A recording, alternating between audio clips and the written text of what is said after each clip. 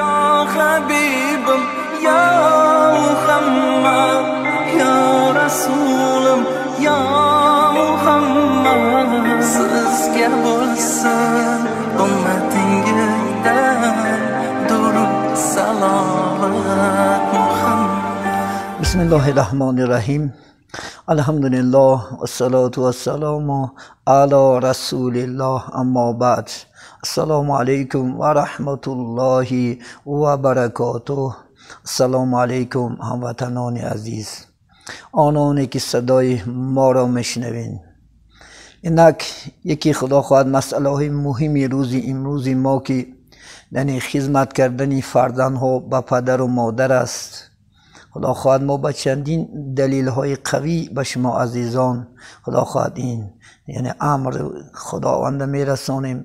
الله سبحانه و تعالی در چند جای قرآن عظیم و شان درباره خدمت کردن فرزند به پدر و مادر را یعنی فرموده است.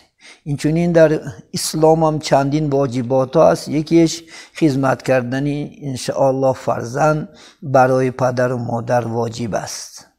خدا سبحانه و تعالی در سوره لقمان آیت 4 امر میکند اعوذ بالله من الشیطان الرجیم و وصینا الانسان بوالدیه احسانا.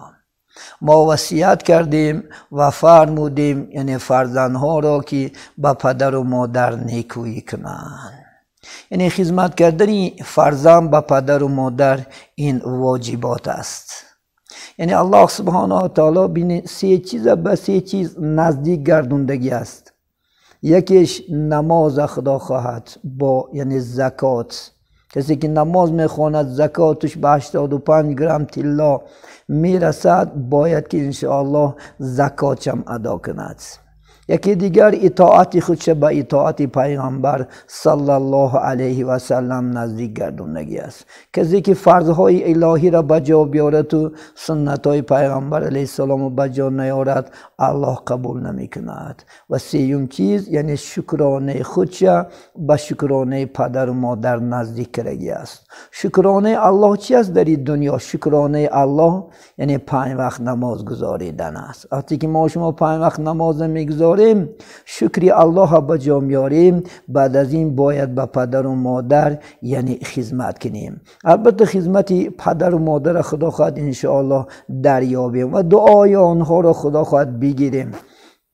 چون که رسول الله صلی الله علیه و سلم تن رضا الله فی رضای والدین یعنی راضی خدا در راضی پدر و مادر است و غضب الله فی غضب الوالدین غضب خدا در غضب پدر و مادر است. از این معلوم می شود که ما اگر انشاءالله پدر و مادر را از خود خوشنود گردونیم، از خود انشاءالله خرسند گردونیم، خدمتاشون به جا بیاریم، حرمتاشون به جا بیاریم، الله از ما و شما راضی میشید است. وقتی که برعکس این خدا خواهد پدر و مادر خدمت نکنیم انشاءالله خدا باید از خود ناراضی کنیم و ها را چی به سخن، چی به رفتارمون، چی به گفتار، چی به معامله ما اگر آزارتیم انشاءالله به غضب خداوند انشاءالله گرفتار میشیم. باید که هر یک جوان پسر، هر یک جوان دختر از الله سبحانه و تعالی ترسیده در این دنیا البته خدمت پدر و مادر به جا بیارن.